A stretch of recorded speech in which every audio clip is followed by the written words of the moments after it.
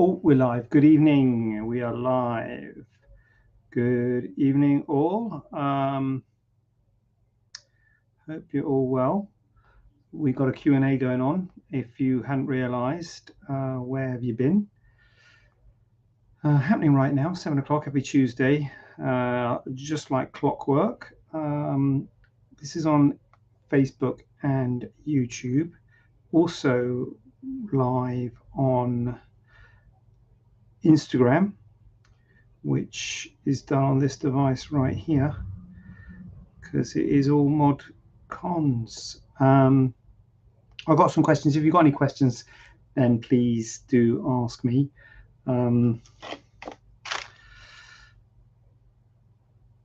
But if you haven't, that's fine.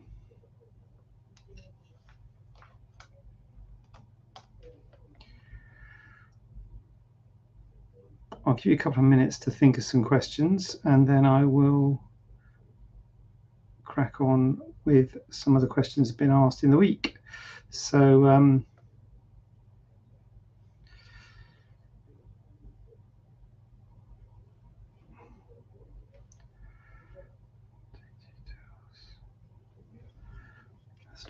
so what we got, I'll tell you what we got.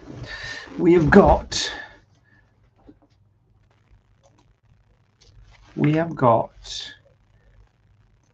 does fat transfer include a breast lift? So that's question number one. No, it doesn't. So I think a lot of people think that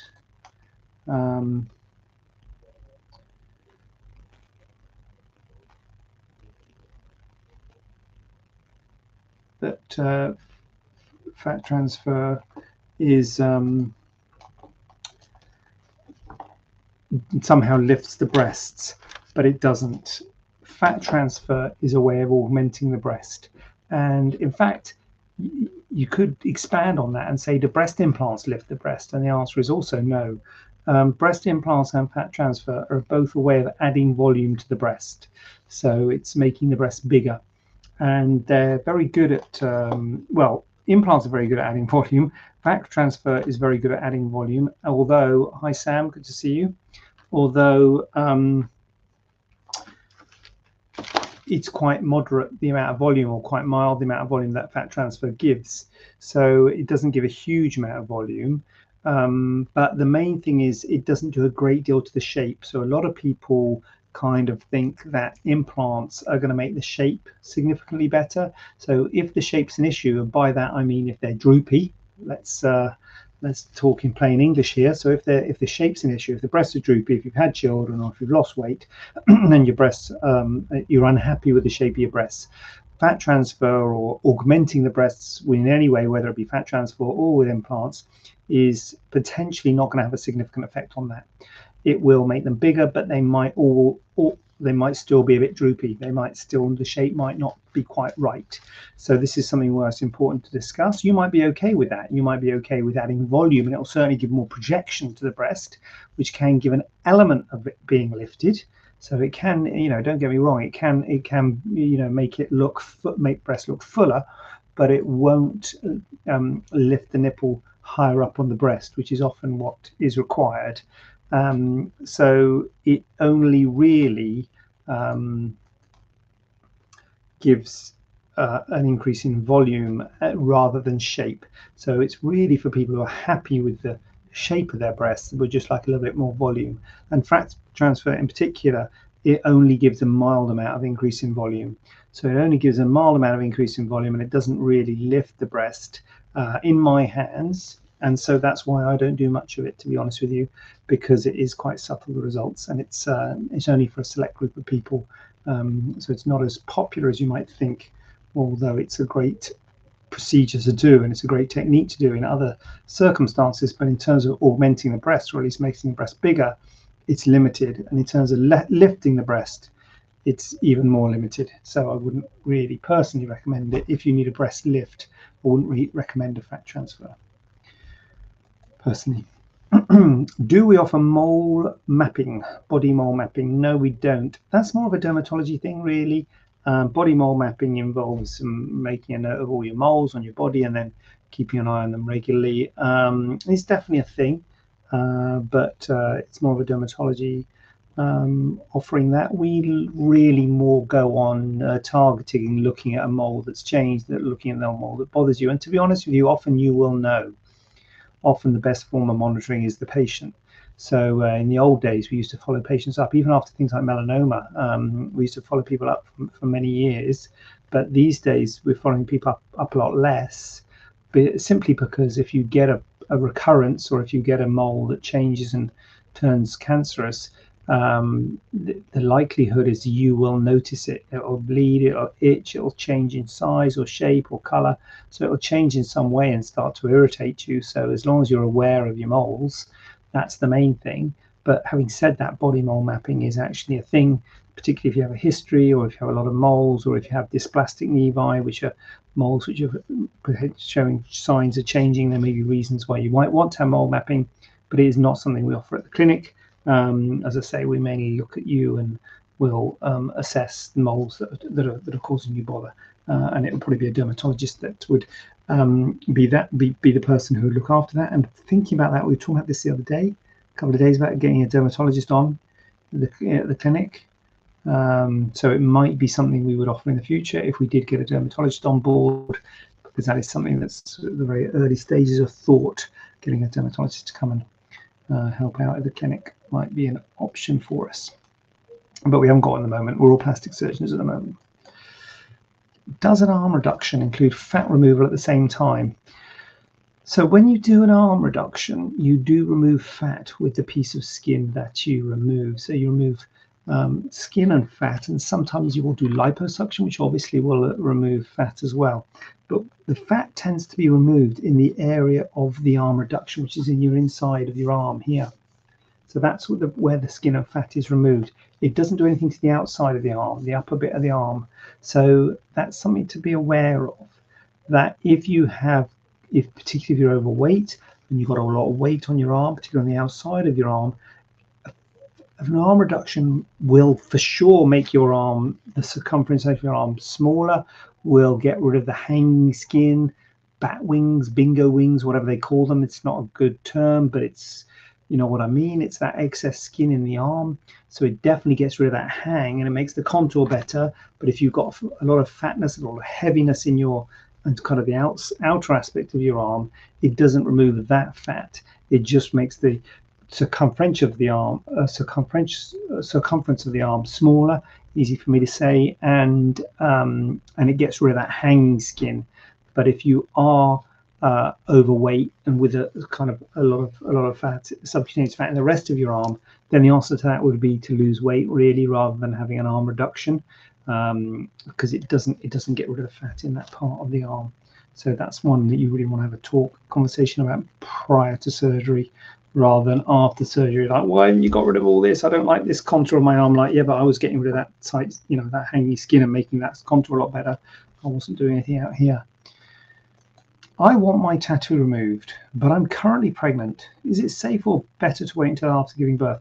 I think a local anesthetic's fine when you're pregnant, but what I normally say is that if you're pregnant, unless there's a thing that you're worried about, like we had a patient the other day actually who had what's called a pyogenic granuloma, I think a nasty lesion which was raw and ulcerated and really not very nice at all, and causing a lot of problem. And she was pregnant, and so we removed it. So if it's causing a lot of problem, and there's a good reason to remove it now, then it is fine to do a local anesthetic when you're pregnant. But if it can wait, and I would argue a tattoo removal probably can wait, I would probably say it's better to wait, because you just don't want to have stuff in your body when you're pregnant, do you? Like, even if it's just local anesthetic in the area, I would just say, look, and also it can be uncomfortable lying on the table and things like that. So my advice would be to wait, but I don't think you would have to wait. If you pushed it and said, can I have it done while I'm pregnant? I'm like, yeah, well, you could have it done when you're pregnant, but the advice, if it's not urgent, is usually not to have it while you're pregnant, and just to wait until you've had your child, and then obviously you can get on with it then. Loco Lupulus, what you got? Do you offer short scar arm reduction?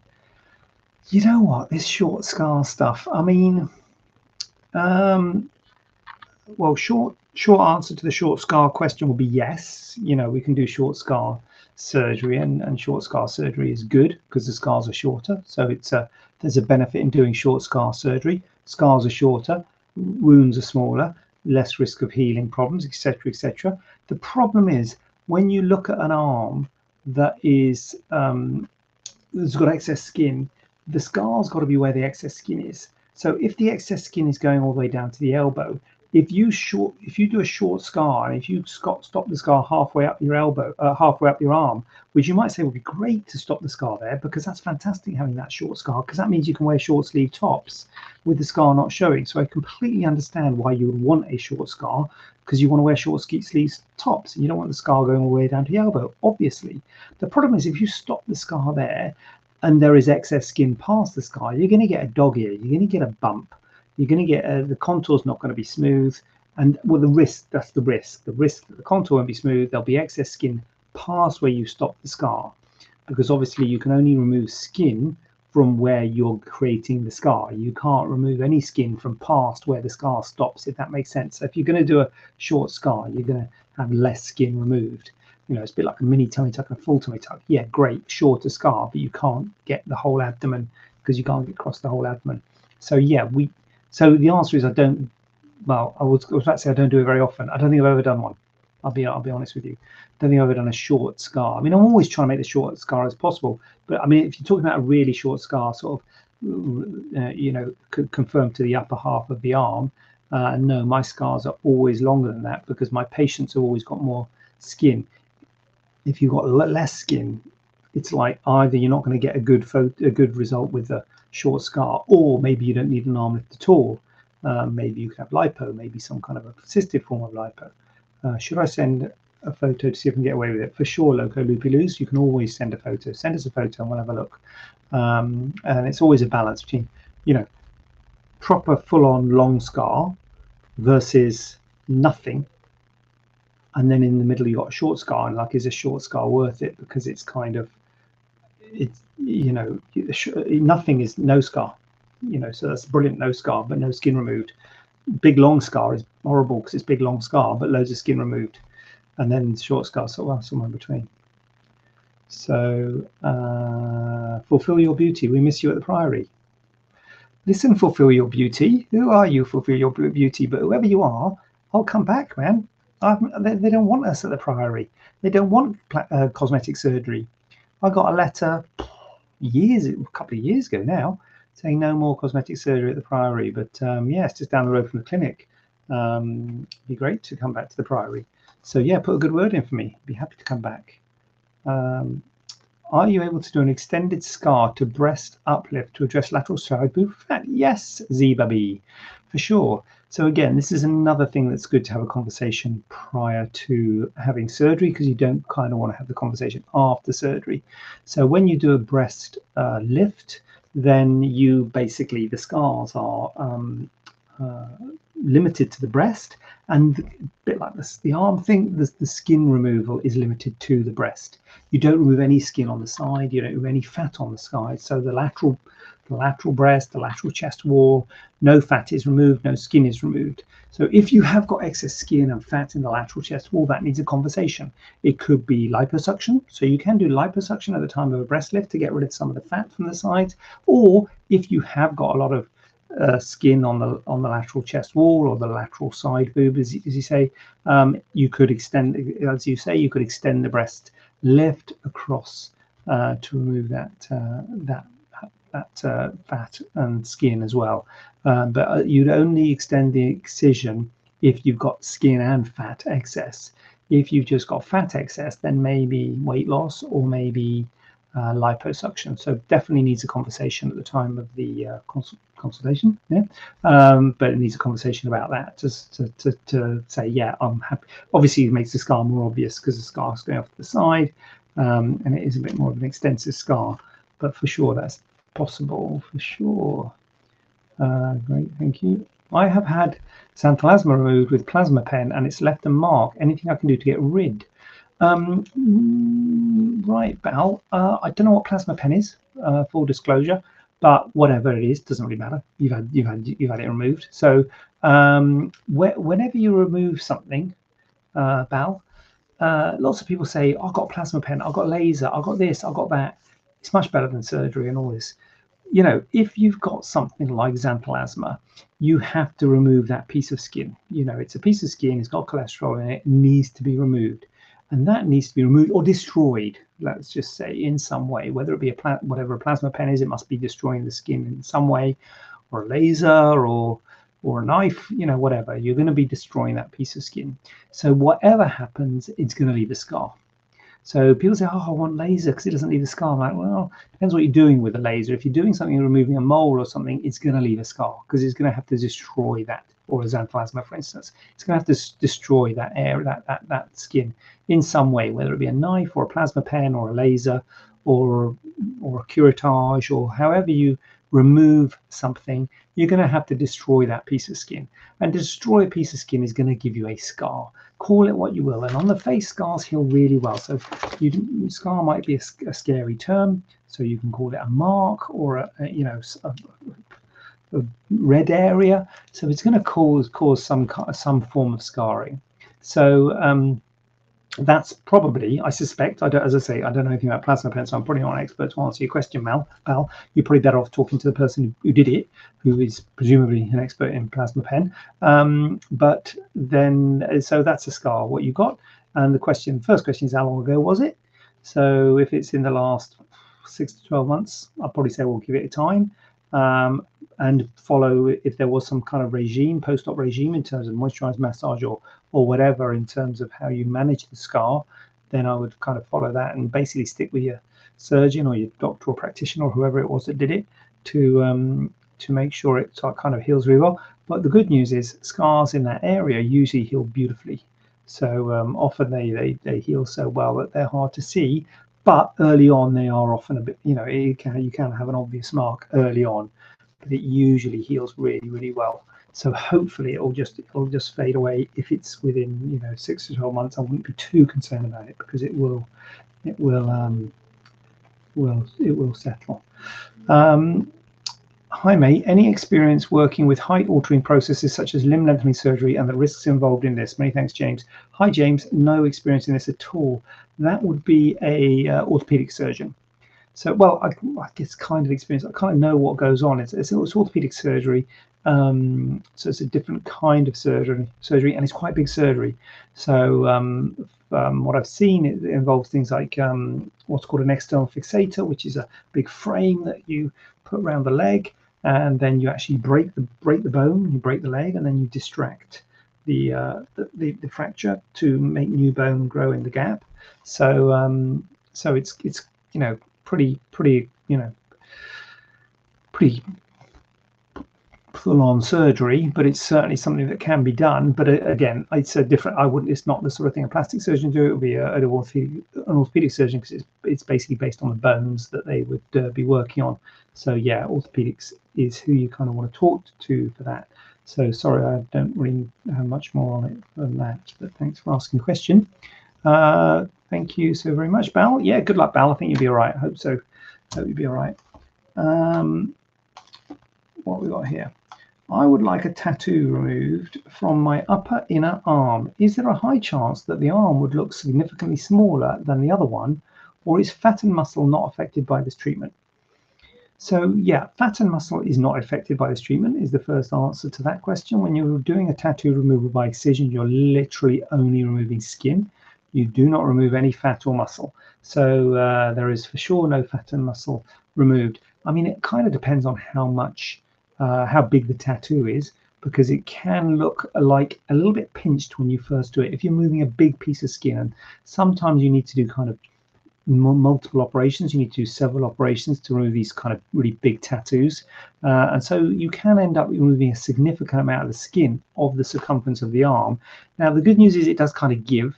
So although it's really tight and it can look really pinched to start off with, it does give, and you'll be surprised how normal the arm can look in the end. But certainly in the first few months, if you're removing a large tattoo, I'm not sure I've seen this tattoo, but if you're removing a large tattoo, that arm will look quite pinched compared to the other arm.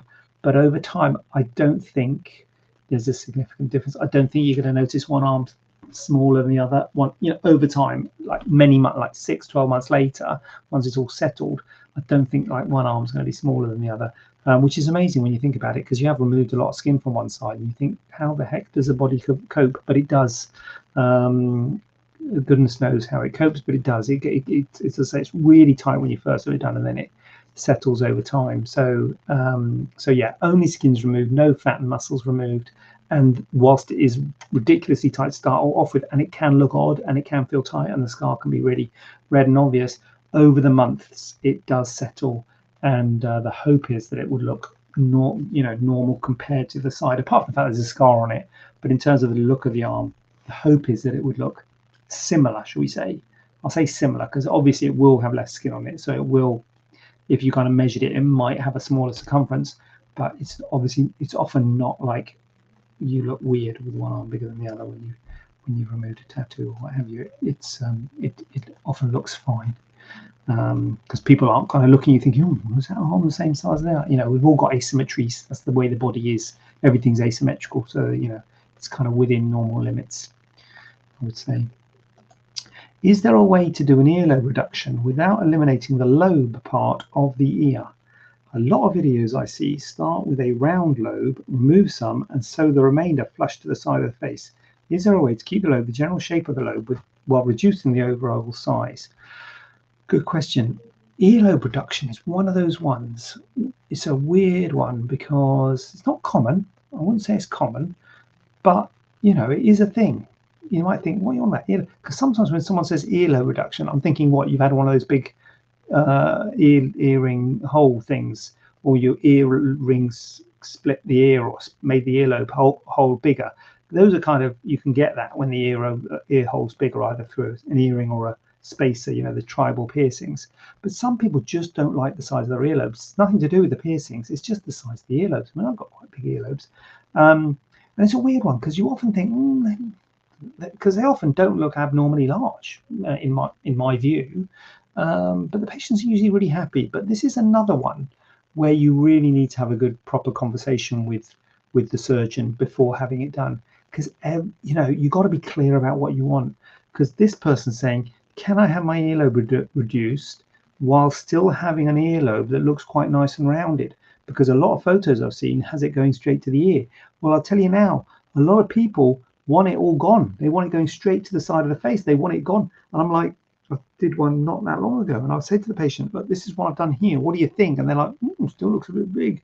I'm like, well, I want a sort of like a natural curve of the lobe, so that maybe you don't want the upsweep of the lobe, but you want the lobe to go and curve and meet the side of your head, a normal, inverted commas, looking shape. But this person's like, because I said, look, if I remove all of, if I make it too pinched, it's going to look a bit pinched, a bit like a pixie sort of pinched. She's like, well, no, I think I quite like that. What, you want to look at, I'm like, once you remove it, you can't give it back. It's going to be really hard to give it back. Oh no, I think I like that. So patient, customer's always right. So, it's about a conversation. So some people want, so you're saying you've seen photos where it looks a bit pinched and it looks a bit like they're taking away too much. Well, the patient might ask for that. So basically, we can do what you want is the answer to that. So if you don't want it too pinched, you just want it a little bit smaller, but you still want it rounded, that's a conversation with the surgeon. And, when you do the surgery, you're basically taking a kind of like a wedge out of the earlobe, and you can adjust how much or how little you take out. It's not a precise science. To be honest with you, none of this stuff is a precise science. None of it. None of this surgery. It's always a little bit like, judgment type of thing. So none of it's precise science. So it's always a bit like, what do you think? That, literally that sort of stuff. So we haven't got any kind of like fancy way of saying, oh, there we go, we do 32 degrees. But yeah, for sure, the answer is it is possible to do an earlobe reduction without removing a lot of the earlobe, basically. So it'll be a limited reduction. So just taking less out of the earlobe. And having said, or maybe I didn't say this, but the earlobe reduction patients, often you think, can I get myself in your head because I think your earlobe looks normal? That's one of the things as a surgeon, you're thinking, should I be doing this? Because I think your earlobe looks normal, to be honest with you. But kind of like, it's kind of like, you know, it's up to the patient really. So sometimes you think, I'm not sure if I should be doing this because it looks pretty normal to me. And you do it, or I've done it, and they're absolutely delighted. You know, pretty much, to a, you know, everybody has been. Pretty much. I think I have to do one again. But anyway, you know, they're still happy at the end. I have to do it again. I'd rather do it. Have to do it again than do too much first time. But and so, like, yeah, okay, well, that's all right then that they're happy. But it is a difficult one, and it does need a bit of conversation prior to surgery. Because having said that, I do see patients and don't operate on them after these conversations, because I make it clear that it's, you know, not a precise science. I try my best. It's going to be a scar. Might be too much. Might be too little. Very hard to put it back if it's too much. If it's too little, you can always go back and do a little bit more. But, you know, try and have a proper kind of informed consent with it to try and make sure that it's the right thing to do. But it has been quite good actually, the ones I've done. Although I do say I haven't done huge numbers. It's not like I'm doing earlobe reductions every week. They're not common procedures, so a few times a year, I would say. So it's not like it's a common procedure, but it's definitely out there and definitely possible to tailor it to your specifications, your wishes. And if you don't want it looking too pinched, then you can have it that way. And if you've seen someone online that are looking a bit pinched, it may be that patient wanted that. That's the thing to realise. So yeah. So that's the questions I have for this Tuesday night. Dark, pitch black. It's been pitch black for hours, isn't it? What I'm going to do is I'm going to be back next Tuesday. So if you didn't manage to get your question in, and much love to Loco Loopy Loos, the English Seahawk, and I should give shout outs, Bal, for the questions. Thank you very much. And anyone else who knows me, Zeba, who can forget Zeba B, and Zeba B for asking the questions. And I will be, and Fulfill Your Beauty, thank you for saying you missed me at the Priory. And if you do have any spaces, let me know, and I'll come back. So and yeah. Oh, Corinne. Hi, Corinne. Hiya. Yeah, good to see you. Good to see you crept in. So yeah. So next Tuesday night, it's going to be. What I'm thinking of doing is like a Q&A, similar to this Tuesday. And so if you're around, I'll see you then. So and Facebook. Well done, Store on Facebook. Well done for being there. Well done.